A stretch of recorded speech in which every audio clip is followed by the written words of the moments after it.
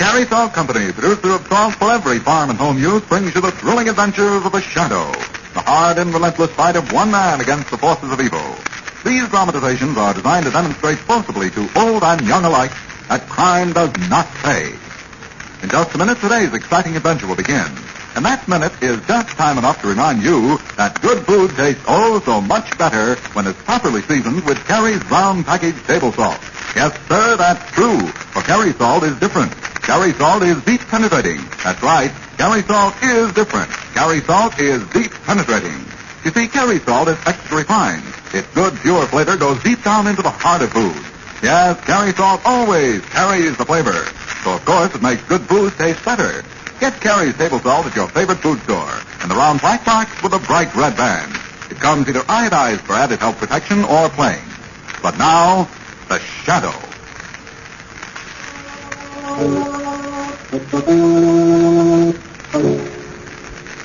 The Shadow, who aids the forces of law and order, is in reality Lamont Cranston, wealthy young man about town. Years ago in the Orient, Cranston learned a strange and mysterious secret, the hypnotic power to cloud men's minds so they cannot see him. Cranston's friend and companion, the lovely Margo Lane, is the only person who knows to whom the voice of the invisible shadow belongs. Today's drama, Make Up for Murder.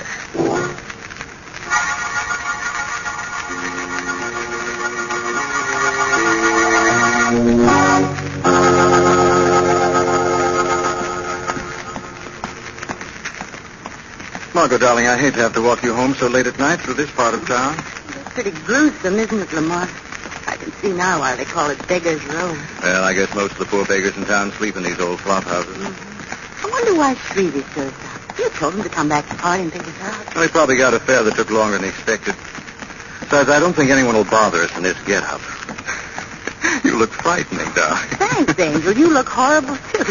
Well, we should be very proud our costumes and makeup won first prize. Mm-hmm. You know, that was a wonderful idea, holding a hard time party in a vacant saloon. Yes, wasn't it? Lamont. What is it, darling? Look, there's a man crouched in that doorway. He's got a club in his hand. Hey there, don't move.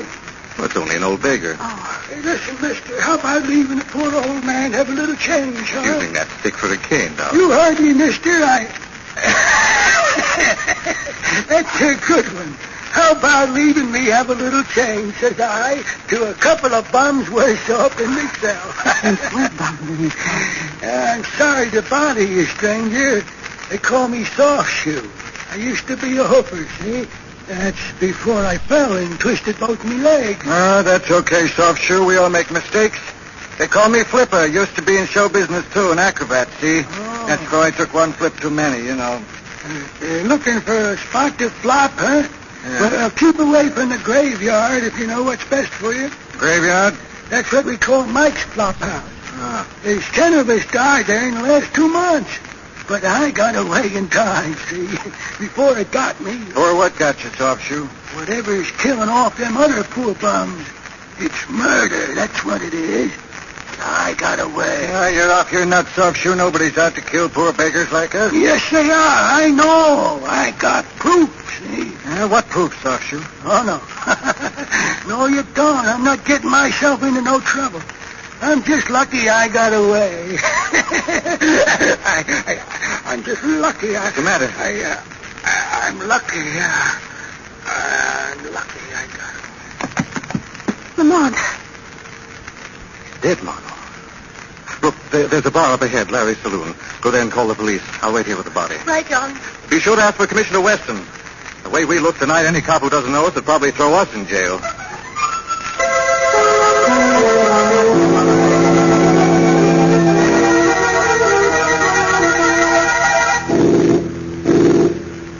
Lamont, why on earth did you insist upon coming down here to the morgue with Commissioner West? I want to have a look at Soft Shoe's body, Margo. Well, he is satisfied now, Lamont. Not a mark of violence on him. But he did say it was murder, Commissioner. These bums always blame somebody else for whatever happens to him, Margo. Any trouble, even death. He said there were other murders in that flop house. 10 in the past 2 months. He said he had proof it was murder. Maybe he had a fight with the owner and got thrown out. Wanted to get the owner in trouble. They're a tricky lot. They all live on pipe dreams. Soft Shoe was afraid of something real. If you'd seen him, heard him... All right, Lamont. Wait till we get the coroner's report and we'll see. Can I drive you and Margo home? You can take Margo with you. I think I'll try and find that flop house Soft Shoe told us about. Darling, why don't you wait until we see what the coroner says? Got a funny feeling that Soft Shoe is telling the truth. I know, Commissioner. You think I can't resist playing detective, especially in this getup. I understand, Lamont, and if anything should come to light and you need help, you can count on me. By the way, what did you say was the name of that place? Mike's Flop House. Better known among us bums as the graveyard.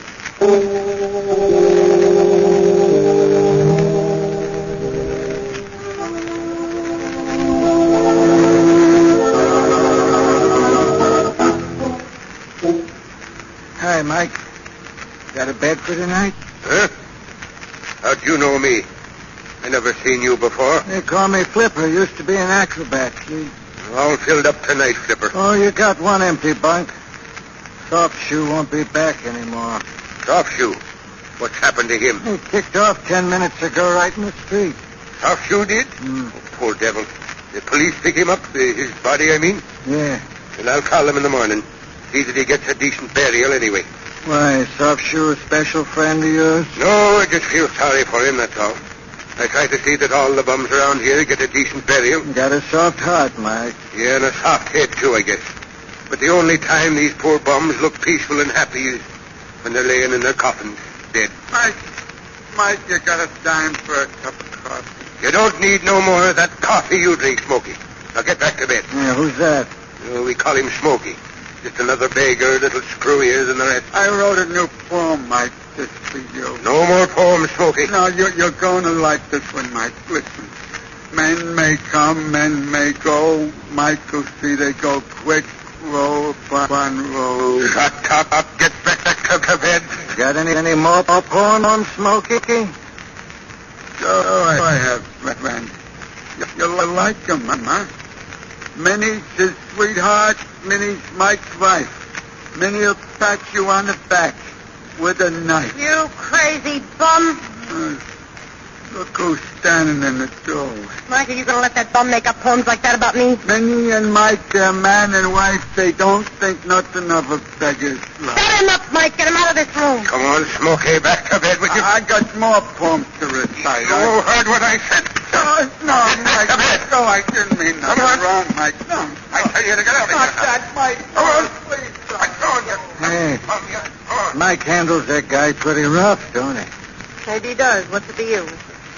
Nothing right now. That'll keep that crazy bum quiet. Hey, how about that room, Mike, huh? Does he stand here? I don't like him. He's too nosy. Got any more poems, Smokies, is he? Yeah. He is kind of nosy, ain't he? Okay, get out, Flipper. Scram. Gee, Mike, I got no other place to go. You heard what Mike said. Go on. Scram.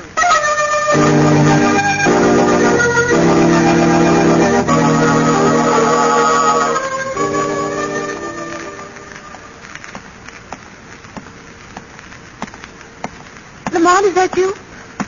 Margo, what are you doing here? I thought Commissioner Weston took you home. Well, I was worried about you, so I called Shrevey, and he brought me down here in his cab. He's down the street. You'd have had a long wait, darling. I nearly stayed at Mike's place all night. All night in that place? Whatever for, darling? Something strange going on there. I'm sure of that now. An old bum they called Smokey has been reciting poetry. Poetry? Oh, now, darling. I'm serious, Margo. He knows something. In his own crazy way, he knows some secret. A secret the proprietor and his wife would rather he kept to himself. Wait a minute, someone's coming. Why, it's he. Smokey, darling. I gotta find someone to help me. Hey, Smokey, what's wrong? Don't you remember me? Huh? Who are you? Flipper, you remember? You've just been reading your poetry to me. Yeah, you look familiar. Lamont, there is something wrong with him. Yeah, I got a new poem, Flipper. Just made it up. You never know who your friends are. That someone wrote. I know who my friends are. They just cut my throat. Hey, Smokey, what's wrong? Heavy scarf around his throat, Lamont, and there's blood. They tried to kill me. Who tried to kill you, Smokey? It was... He's falling. I got him. He's just fainted. Get Shrevey, Margo. We've got to get Smokey to a hospital right away.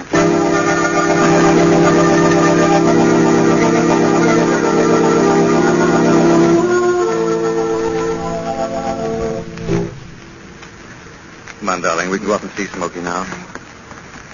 Did the doctor think he could save him? Said his constitution was made of zinc. He was even reciting poetry under the anesthetic. Do you think Mike did it? Mike or his wife, Minnie? 207, isn't this his room? Yes. Well, let's see if we can get Smokey to say something sensible, in prose this time. Lamont, there's empty. Wait a minute. Window's open. He used the sheet for a rope. But why would he want to escape? He was safe here.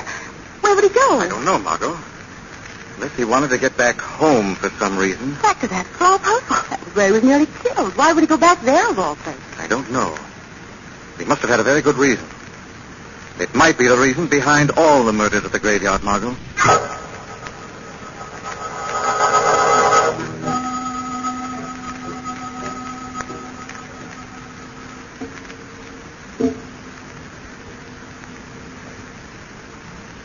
Quiet now, darling. See if we can slip in the front door without being seen.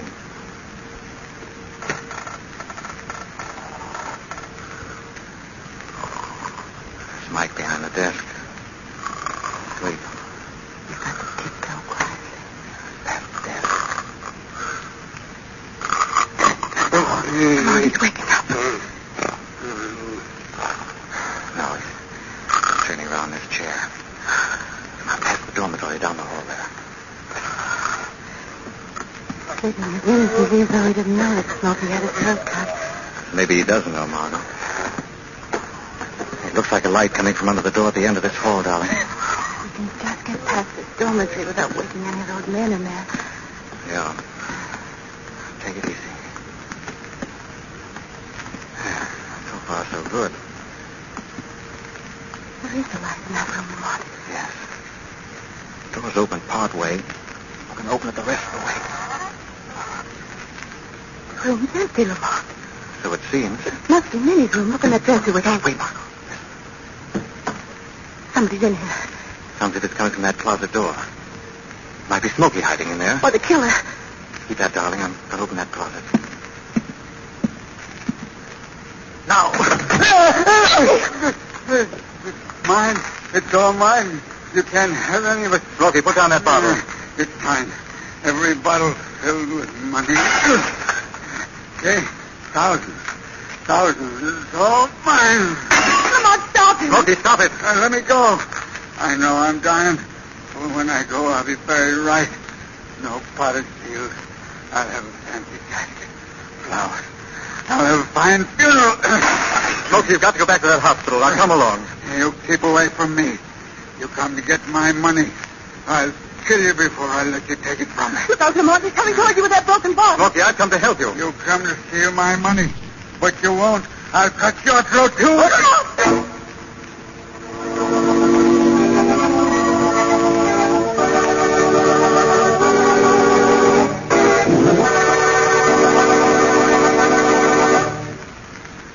We'll return to the shadow in just a minute. Now it's winner's time. That's right. Time to announce the two winners of the Carry Saw contest for the week ending November 15th. A gorgeous $100 17-jewel Harmon gold watch goes to each of them, just for writing an interesting letter about Carry Saw. The lady's watch goes to Mrs. Gus Du Bois of Ottumwa, Iowa. In her winning letter, Mrs. Du Bois gives what she calls a very dependable recipe for canning corn. She mixes 20 cups of sweet corn, 1 scant cup of sugar, and 1 scant cup of Carry salt. She lets grist stand for 15 minutes and then processes for 35 minutes in a pressure cooker. Sounds easy? Yes, and I'll bet it tastes mighty good, too. Now, here's an unusual use for Carry smoked salt, the fine Carry salt that gives cured meats that old-fashioned smoked flavor. It's from D.R. Crowley, Jr. of 331 Ridgemont in San Antonio. He sprinkles Carry smoked salt around in the top anthills, and in 12 hours, he says, the ants are completely eliminated. Congratulations to both winners. And folks, if you'd like to win one of these beautiful watches, listen to the easy rules later in this program. Meanwhile, remember, there's a fine Carry salt for every farm and home use. There's deep penetrating Carry's table salt, Carry's meat curing salt, Carry's mineral supplement salt, and many others. Always look for the white bag, box, or carton with a bright red band. But now, back to the shadow.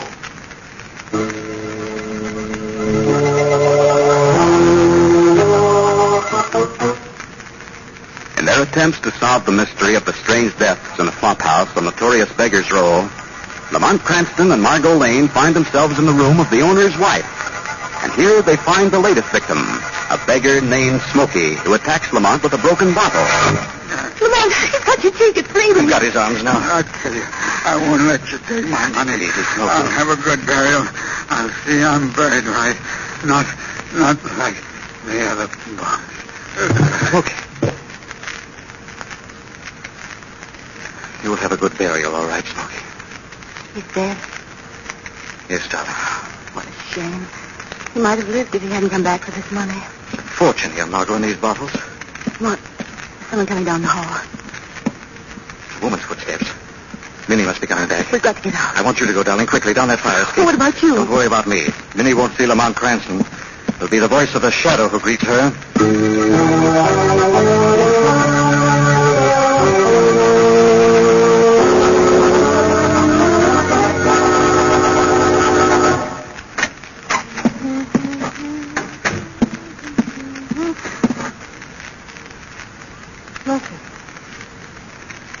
Dead. My money all over the floor. He came back to steal my money. Money you stole from the beggars, Minnie? Whose voice is that? The voice of the shadow, Minnie. Shadow. What kind of a gag is this? Where are you? Shadow is everywhere and nowhere, Minnie. Perhaps the shadow was here when Smokey died. Perhaps he knows that you killed Smokey. I had to do it. He got too smart. He knew too much for his own good. Yes, Minnie, but there's someone else still alive who knows your secret. Someone else. Who? The bum they call Flipper. Flipper. He knows you've got all this money, and he knows how you got it. He'll get it from you. He'll blackmail you just the way Smokey was going to do. Dirty bum. He won't get a cent. How can you stop him? He knows you killed those poor beggars. He'll stop that bum. He'll do it. The professor will find a way. The professor? Who is this professor, Minnie? He's the one who put me up to this. He's my friend. He'll take care of that nosy bum. What will you both do, Minnie? Kill Flipper as you killed the rest? Sure, the professor will take care of him, all right? Very well, Minnie. Tell this professor what's happened. And get Flipper just the way you got the other bombs.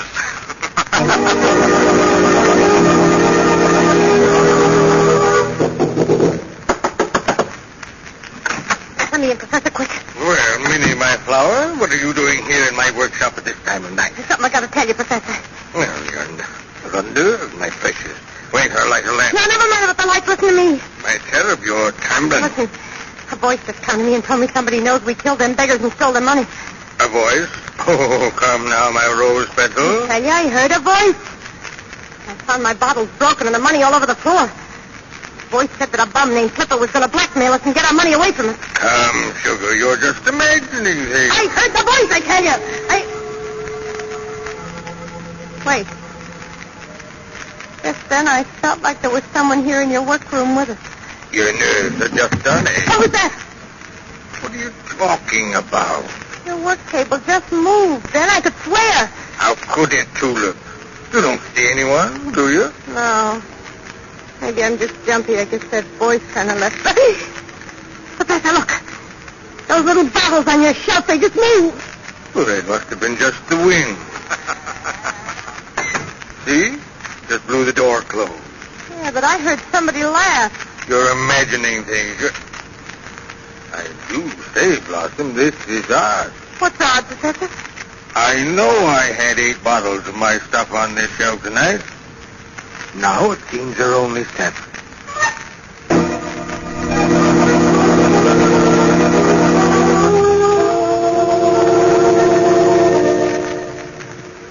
Well, good morning, Commissioner Weston. Good morning, Lamont. Well, you look happy. Whose canary have you swallowed this time? No one's yet, Commissioner. Just looking forward to the meal. Tell me, could you have this analyzed for me? What is that? Looks like a little bottle of paint or colored ink. Could be. I stole it from the workshop of an artist a little while ago. What are you acting so smug about? Come on, Lamont, let's have the news. You're still after Mike, owner of the graveyard? Not this time, Commissioner. I doubt if Mike is even in on the deal now. If I was right about those bums being murdered, all I need now, Commissioner, is the evidence. Coincidentally, you said you had photographs of all the beggars who died taken at the morgue. Could I see them? Yeah, help yourself. Oh, thanks. Yeah. Very interesting photographs. Now, wait a second, Cranston, before you get any ideas. I've checked on those deaths, and all of them were listed as having died from natural causes. If you can call bad liquor a natural cause of death. I'm afraid you're mistaken, Commissioner. And I think I can prove it. Because I'm next on the list to be killed as they were. What are you talking about? Commissioner, give me 24 hours to set a little trap. I'll get the killer for you, using myself as bait.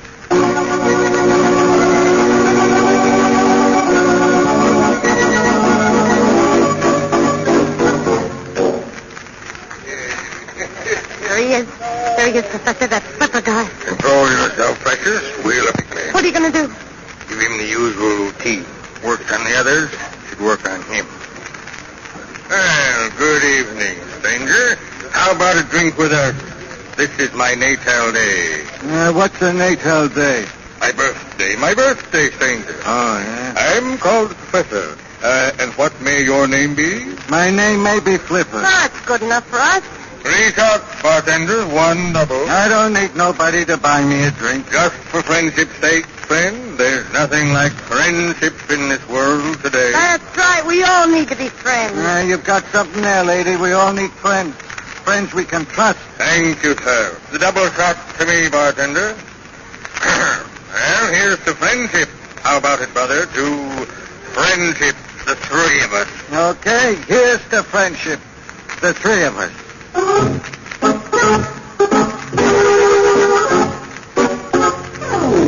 For it's always fair weather when good friends get together. Sit down, Flipper. Sit down. Make yourself at home. Hey, where are we? At my studio, Mr. Flipper, don't you remember? We got thrown out of the bar. Oh, that's right. They was closing. The professor's got a jug stowed away here. Coming up, my dear. Coming up. Give Flipper another drink. Oh, no more for me, Professor. No more. Hey, it's just a nice little workshop you've got here. Professor's a fine artist. One of the finest in the world. Here are some of my pictures. Yeah. Oh, I wish I had a beautiful picture like that. How would you like me to give one to you, Flipper? Oh, no, I couldn't. He won't charge you a cent for it, will you, Professor? You mean you give me one free? Gladly. Which would you like? Let's see. Oh, I like this one with the swords and the snakes. No. How about this? For friendship, the clasped hand over the cheek. No.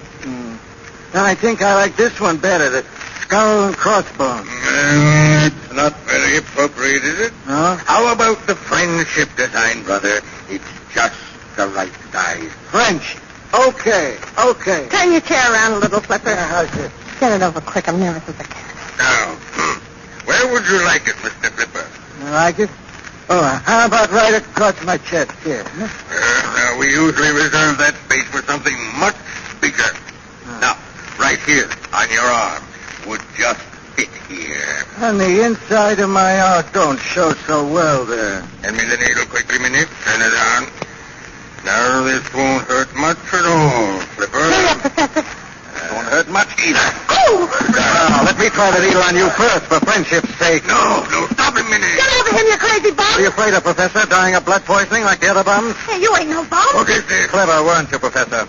You got them drunk, offered them the friendship design free, and tattooed them with poisoned ink. Lamont. Good work, Lamont. We saw the whole thing. I think you have all the evidence you need now, Commissioner. Yes, but you won't have me. Lamont, he's grabbed the bottle of poisoned ink. He's drinking it, Professor! Too late.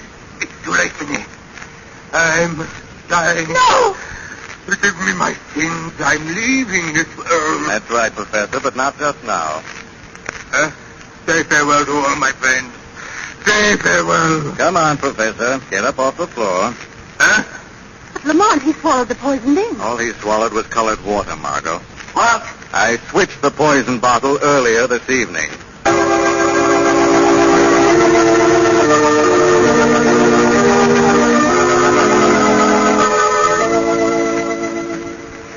Well, I do need to relax after that excitement, darling, but I wish we hadn't come back here to Larry's saloon. Well, Margo, I couldn't very well go to any of our usual spots dressed in these clothes. Oh, no. It is true, then, Lamont, that Mike was completely innocent of what was going on. Yes, Margo. Minnie, the professor, and Smokey are the guilty ones.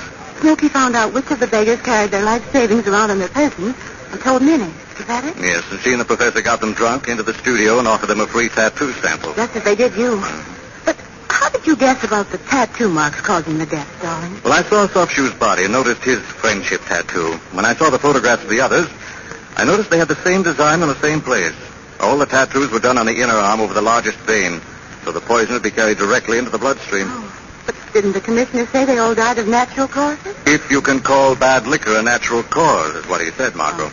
Hawkins and Minnie were smart enough to disguise the poison with all the rotten liquor they could get into them. Oh, I see. Well, I'm glad it's all over. I am too, Margo.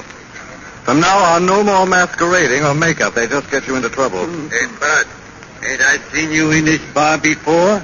Ain't you the guy they call Flipper? Why, yes, Darling? Well, ain't you? No.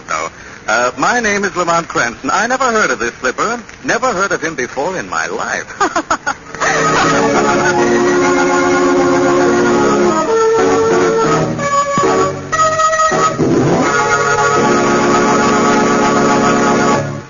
Friends, would you like to win a gorgeous $100 17-jewel Harmon Gold wristwatch? It's easy to do in the Carrie Salt Company's new contest. You bet. Carrie Salt is giving away 2 of these beautiful watches. One man's watch and one lady's watch every week. An easy-to-write, interesting letter will win. Listen to these rules. First, write 100 words or less describing some new and unusual way of using any Carrie Salt product. Second, print your name and address on your entry. Third, mail to Carrie's, Careys, Carrie Salt, in care of this station. That's all. Nothing to buy, no box tops to send in. You can write about deep penetrating Carrie's round package table salt, or Carrie's mineral supplement salt, or any Carrie Salt product. Letters postmarked before midnight Friday will be judged in this week's contest, and winners announced 3 weeks from today. The judges' decisions are final. All letters become Carrie's property. In case of ties, duplicate prizes will be awarded. Remember, the man and woman who write the most interesting letters describing some new and unusual way of using any Carrie Salt product will each win a gorgeous $100 wristwatch. Send your letter to Carrie Salt in care of this station. Better jot that address down now. It's Carrie Salt in care of this station. Mail your letter today. Is copyrighted by Street and Smith Publications, Incorporated. The characters, names, places, and plot are fictitious. Any similarity to persons living or dead is purely coincidental.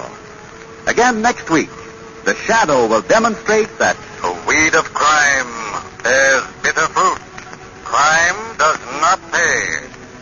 The shadow knows.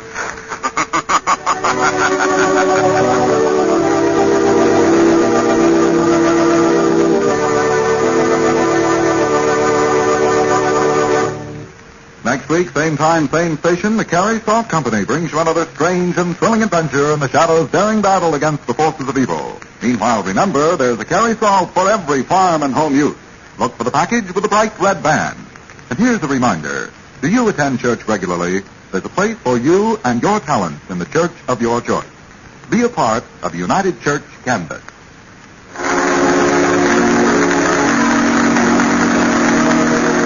this is the Mutual Broadcasting System.